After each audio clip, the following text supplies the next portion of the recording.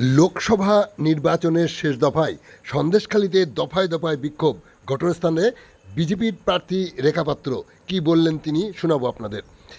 এখন শুনুন বিস্তারিত। সপ্তম দফা মধ্য দিয়ে এবারের লোকসভা নির্বাচন শেষ হলো সারা দেশে সহ পশ্চিমবাংলাতেও। আজ নির্বাচন কমিশনের নির্দেশ মতোই সারা রাজ্যের 9টি কেন্দ্রে সকাল থেকে শান্তিপূর্ণ পরিবেশের মধ্য দিয়েই নির্বাচন শুরু হয়েছিল। বেলা বাড়ার সাথে সাথে রাজনৈতিক পারদ চড়তে থাকে। বসিরহাট লোকসভা কেন্দ্রের সন্দেশখালী বোয়ালমারিতে 25 নম্বর বুথে চরম উত্তেজনা শুরু হয়।